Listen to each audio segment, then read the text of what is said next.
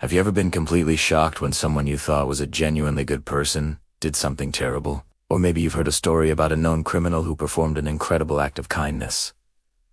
It's confusing, right? It makes you question everything you thought you knew about people, and maybe even about yourself. Welcome to the great paradox of human morality. Today, we're diving deep into why good people can do bad things, and why even those we label as bad can surprise us with moments of goodness. Let's start with a classic thought experiment you might have heard of.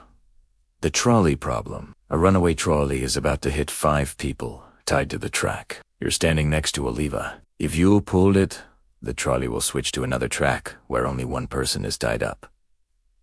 Do you pull the lever? Most people say yes, sacrificing 1 life to save 5. It seems like a logical, utilitarian choice. But what if you had to physically push a large person onto the track to stop the trolley? The outcome is the same. 1 person dies to save 5, but suddenly, it feels a lot more personal and a lot more horrifying. Many people who would pull the lever say they couldn't push the person.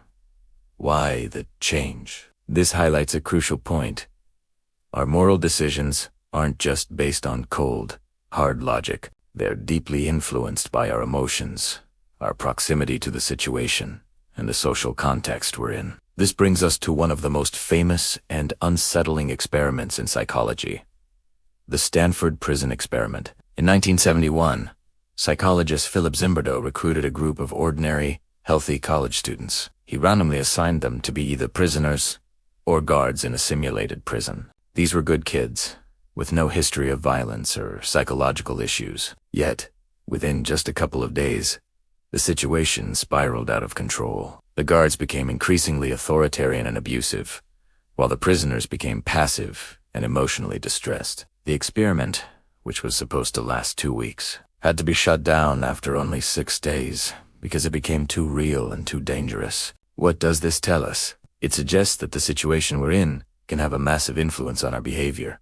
sometimes even overriding our personal values. The power of a uniform, the authority of a role, and the pressure to conform can lead ordinary, good people to do shockingly bad things. It's not necessarily that they were secretly evil all along. It's that the wrong set of circumstances can bring out the worst in almost anyone. Think about it in your own life. Have you ever snapped at a loved one because you were stressed from work? Or maybe told a white lie to avoid an awkward conversation? These are small examples, but they show how external pressures can lead us to act in ways that won't align with our ideal selves. On the flip side, we have the equally fascinating phenomenon of bad people doing good things. We often hear stories of hardened criminals who, in a moment of crisis, risked their own lives to save a stranger. Or think about historical figures we might view as villains, who also had moments of compassion or made positive contributions in other areas of their lives. For example, Oskar Schindler was a member of the Nazi Party and a war profiteer. By all accounts, he was a flawed man who enjoyed the finer things in life. Yet, he is remembered today as a hero who saved over 1,200 Jews during the Holocaust by employing them in his factories. His story shows that a person's identity isn't a single, fixed point. It's a complex tapestry of conflicting motives, actions, and beliefs. So, why do we struggle so much with this idea? Our brains love simplicity. We like to categorize things into neat little boxes. Good versus evil. Hero versus villain.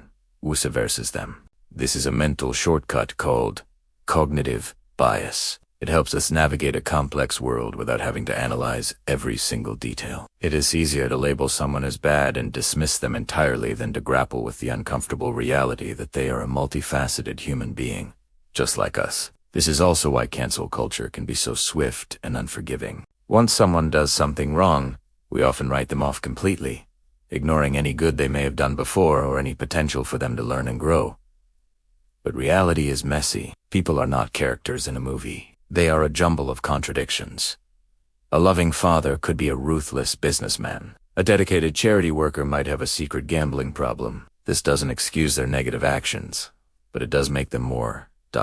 human. Acknowledging this complexity is incredibly important. It fosters empathy. When we understand that situational factors can push good people to do bad things, we're less likely to be judgmental and more likely to ask, what in their environment led to this?